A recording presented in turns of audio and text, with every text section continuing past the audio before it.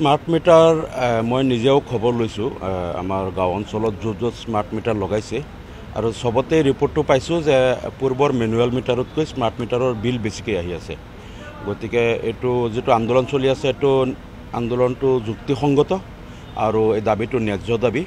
গতিকে স্মাৰ্ট মিটাৰটো চৰকাৰে বন্ধ কৰি মেনুৱেল মিটাৰেই চলাব লাগে, যিহেতু ইতিমধ্যে প্ৰমাণ হৈছে যে স্মাৰ্ট মিটাৰে যিটো মানে জনসাধাৰণক শোষণ কৰি আছে উপভোক্তাসকলক। আৰু এই আন্দোলনটো দমাবলৈ চৰকাৰে মাজতে বহুত নাটক কৰিলে, হিন্দু মুছলমানৰ নামত বহুত কিবা কিবি নতুন কিবা কৰিলে যাতে এই আন্দোলনটো তল পৰে, মানুহে পাহৰি যায়। কিন্তু দেখা গ'ল, ৰাইজেও বুজি পাই গ'ল যে স্মাৰ্ট মিটাৰৰ আন্দোলনটো তল পেলাবলৈ যে মুখ্যমন্ত্ৰী আৰু চৰকাৰে কিছুমান নাটক কৰিলে। গতিকে ৰাইজে এই দাবীটো এৰিয়ে দিয়া নাই, এতিয়ালৈকে আন্দোলন চলাই গৈ আছে আৰু আমাৰ তাৰ প্ৰতি সমৰ্থন আছে। আৰু মুখ্যমন্ত্ৰীয়ে এই আন্দোলনটো তল পেলাবলৈ কিছুমান নাভূত নাচুক কথা কৈ আছে।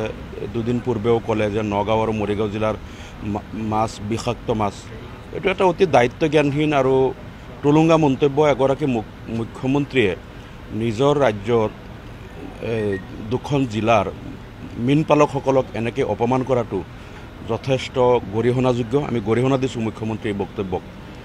আৰু যদি তাত বিষাক্ত মাছ বা কোনো মাছ বিষাক্ত প্ৰমাণ পোৱা গৈছে বা কোনে কাৰ মাছ বিষাক্ত, এইটো তদন্ত কৰি একশ্যন লওক। নকৰাকৈ এনেকেই নগাঁও মৰিগাঁও জিলাৰ মাছ বিষাক্ত বুলি দুখন জিলাৰ হাজাৰ হাজাৰ মীনপালকক অপমান কৰা বা তেওঁলোকৰ ব্যৱসায় মৎস্য ব্যৱসায়িক বাধাগ্ৰস্ত কৰা যিটো মুখ্যমন্ত্ৰীৰ কুচক্ৰান্ত, এইটো অতি গৰিহণাযোগ্য। মুখ্যমন্ত্ৰীয়ে ইমান নিকৃষ্ট ৰাজনীতি কৰিব নাপায়। আৰু স্মাৰ্ট মিটাৰৰ দাবীটো থাকিবই, তেওঁলোকে যিমানেই যি মন্তব্য এনেকৈ কৰক। এতিয়া মুখ্যমন্ত্ৰীয়েতো বিভিন্ন ধৰণে তেওঁ স্মাৰ্ট মিটাৰৰ ইছ্যু আৰু অন্যান্য ইছ্যু তল পেলাবলৈ এতিয়া মিয়াৰ ৰাজনীতি আৰম্ভ কৰিছে। মিয়াৰ মাটি কিনিব নোৱাৰিব, মিয়াই মাছ বেচিব নোৱাৰিব, চব ফালৰ পৰা তেওঁ বাধা দিব। আৰু এটা কথা, মুখ্যমন্ত্ৰীয়ে কিছুদিন পূৰ্বে তেওঁ ঢিঙৰ যিটো ধৰ্ষণ কাণ্ড হৈছিল তাৰ পিছত যিমান সক্ৰিয় হৈছিল, আমি দেখিছোঁ কালি 5 আগষ্ট শিক্ষক দিৱসৰ দিনাই এজন শিক্ষকে, লম্পট শিক্ষকে এজন মুছলমান নাবালিকাক ধৰ্ষণ কৰাৰ এটা বাতৰি আমি সংবাদ মাধ্যমত দেখিছোঁ। কিন্তু মুখ্যমন্ত্ৰী কিন্তু ইয়াত একেবাৰে নীৰৱ হৈ আছে, নিষ্ক্ৰিয় হৈ আছে। আজি এই শিক্ষকজন অমুছলমান আৰু ধৰ্ষিতা নাবালিকাগৰাকী মুছলমান। যদি ওলোটা হ'লহেঁতেন যে ধৰ্ষিতাগৰাকী অমুছলমান আৰু ধৰ্ষণকাৰীজন মুছলমান হ'লেহেঁতেন, তেনেহ'লে মুখ্যমন্ত্ৰীক কিন্তু কাইলৈ একদম সৰব হৈ থাকিলেহেঁতেন, সংবাদ মাধ্যমত বাৰে বাৰে বিবৃতি দিলেহেঁতেন, অসমখন গৰম কৰি তুলিলেহেঁতেন। কিন্তু মুখ্যমন্ত্ৰী কালি দেখিছোঁ একদম ভিজা মেকুৰীৰ নিচিনা মনে মনে আছে, একো মাতেই দিয়া নাই। গতিকে এই এনেকুৱা চিলেক্টিভ ইছ্যু লৈ, যিবিলাক ইছ্যু লৈ অসমখন জ্বলাব পাৰি, মুখ্যমন্ত্ৰীয়ে কেৱল সেইবিলাক ইছ্যুৰ সন্ধানত থাকে। আৰু ইয়াত ধৰ্মৰ নামত, জনগোষ্ঠীৰ নামত, মিয়া অমিয়া, খিলঞ্জীয়া অখিলঞ্জীয়াৰ নামত এটা সংঘাত সৃষ্টি কৰিব বিচাৰিছে। মুখ্যমন্ত্ৰীয়ে ভাবিছে 2026ত আমি সংঘাতময় অসমৰ বাহিৰে যদি ভোট পলাৰাইজ কৰিব নোৱাৰোঁ, তেনেহ'লে কোনো পধ্যেই পুনৰ ক্ষমতালৈ আহিব নোৱাৰিম, মুখ্যমন্ত্ৰী নিশ্চিত হৈ গৈছে। গতিকে সেইকাৰণে এনেধৰণৰ নিকৃষ্ট ৰাজনীতি কৰি আছে আৰু এনেকুৱা সাম্প্ৰদায়িক ৰাজনীতি কৰি আছে। আমি মুখ্যমন্ত্ৰীক আহ্বান জনাম যে আপুনি ৰাজ্যৰ এগৰাকী প্ৰশাসনিক আৰু চৰকাৰৰ মুৰব্বী হৈ আপুনি এনেকুৱা দায়িত্ব জ্ঞানহীন মন্তব্যবিলাক নকৰিব। সকলো অসমবাসীক নিজৰ ৰাজ্যৰ নাগৰিক বুলি ভাবিবলৈ শিকক, সকলোকে নিজৰ বুলি আঁকোৱালি লওক আৰু সকলোকে লৈ মিলি অসমখন কেনেকৈ আগুৱাই লৈ যাব পাৰিম। আজি অসমৰ 2016 চনত যেতিয়া তৰুণ গগৈ চৰকাৰ গ'ল, বিজেপি চৰকাৰ আহিল, তেতিয়া কিন্তু 16,000 কোটি টকাৰ ধাৰ আছিল অসমৰ। আৰু এইটো লৈ অসম বিধানসভাত উত্তপ্ত পৰিস্থিতিৰ সৃষ্টি হৈছিল। নতুন বিজেপি চৰকাৰে শ্বেতপত্ৰ প্ৰকাশ কৰিছিল যে প্ৰায় 16,000 কোটি টকা ধাৰ তৰুণ গগৈয়ে থৈ গৈছে। আৰু এইটো লৈ কিমান গৰম গৰম কথা ডক্টৰ হিমন্ত বিশ্ব শৰ্মা ডাঙৰীয়াই কৈছিল। আৰু আজি অসমত প্ৰায় 1.5 লাখ কোটি টকাৰ ওপৰত ধাৰ। এই 16,000 কোটি ধাৰক লৈ যি উৎপাত আৰু যি প্ৰচণ্ড হুলস্থুল ডক্টৰ হিমন্ত বিশ্ব শৰ্মা ডাঙৰীয়াই কৰিছিল, সেই ধাৰটো কমাব লাগিছিল। যোৱা 8 বছৰত সেই ধাৰটো নকমাই আৰু এতিয়া 1.5 লাখ কোটি টকা ধাৰ। ভৱিষ্যতে অসমৰ ভৱিষ্যত প্ৰজন্ম, তেওঁলোকৰ ভৱিষ্যত কি, আমি দেখিছোঁ এটা অন্ধকাৰ ভৱিষ্যতলৈ গৈ আছে আমাৰ ভৱিষ্যত প্ৰজন্ম। ইমান ধাৰ, মাহে যদি 23,000 কোটি টকাৰ ধাৰ মাৰিব লগা হয়, অসমত ধাৰৰ কেৱল সুদ দিব লগা হয়, এইখন অসম কেনেকৈ উন্নতি হ'ব? এই কথাবিলাক ভাবকচোন মুখ্যমন্ত্ৰীয়ে সাম্প্ৰদায়িক কথা তল পেলাবৰ কাৰণে এতিয়া এটা ষ্টক মাৰ্কেটৰ বিষয় এটা ওলাইছে আৰু বহুতো নাম ওলাইছে শ কোটি টকাৰ কেলেংকাৰী এই ধৰণৰ এইবিলাকো আমি দেখিছোঁ।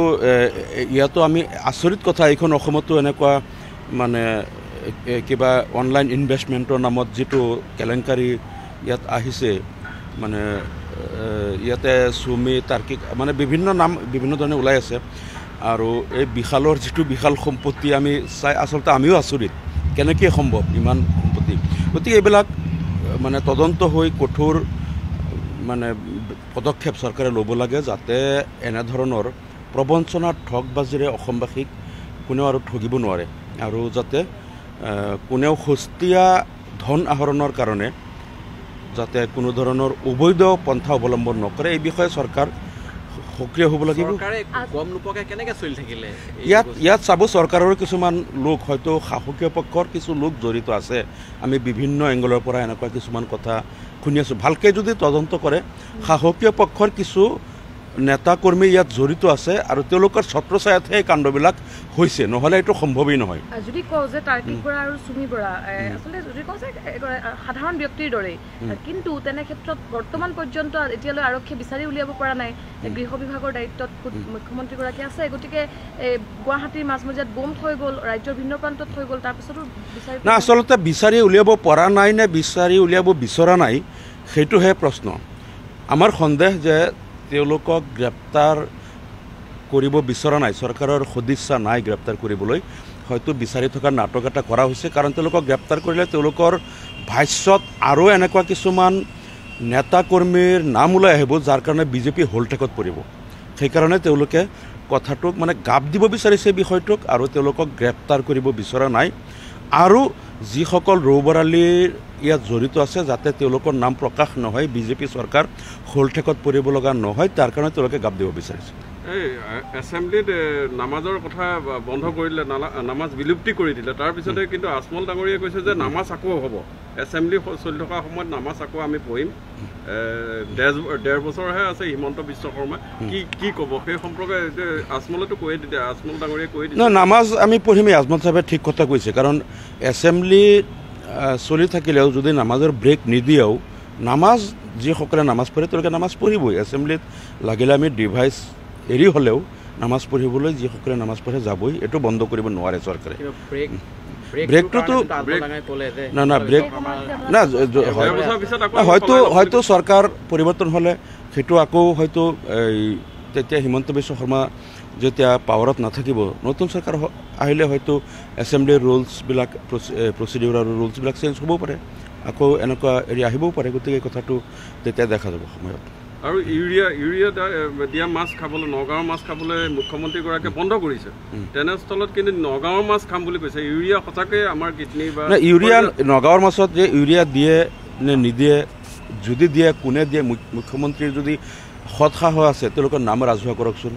আৰু ইউৰিয়া যদি নগাঁৱত কোনো মীনপালকে দিয়ে, নগাঁৱৰ বাহিৰে বেলেগ জিলাত কোনেও নিদিয়ে নেকি, বা যদি কেৱল নগাঁৱৰ মীনপালকেই দিয়ে নেকি, কোন জিলাৰ কোনে দিয়ে কোনে নিদিয়ে, নগাঁৱত যদি ইউৰিয়া সাৰ প্ৰয়োগ কৰে কোনে প্ৰয়োগ কৰে, আৰু কোন মীনপালকে প্ৰয়োগ নকৰে, যদি মুখ্যমন্ত্ৰীৰ হাতত তথ্য আছে ৰাজহুৱা কৰক, বাই নেম তেওঁলোকক কওক। সামগ্ৰিকভাৱে নগাঁও মৰিগাঁৱৰ মাছ বিষাক্ত বুলি কৈ এনেকেই গোটেই জিলাৰ মীনপালকসকলক অপমান কৰাটো আমি কোনো পধ্যেই মানি ল'ব নোৱাৰোঁ। আৰু এইটো মুখ্যমন্ত্ৰীৰ এই নিকৃষ্ট ৰাজনীতিৰ আমি প্ৰতিবাদ কৰিছোঁ। আৰু তাত মীনপালক বুলি কেৱল মুছলমান মীনপালকেই নহয়, নগাঁও মৰিগাঁৱত হিন্দু মুছলমান সকলো ধৰ্মৰ লোকে মীনপালক তাত মীন পালন কৰে। গতিকে সামগ্ৰিকভাৱে সকলোকে তেওঁ জিলা বুলি কৈ সকলোকে তেওঁ অপমান কৰিছে। এনেকুৱা নিকৃষ্ট ৰাজনীতি এগৰাকী মুখ্যমন্ত্ৰীৰ কাৰণে শোভা নাপায়।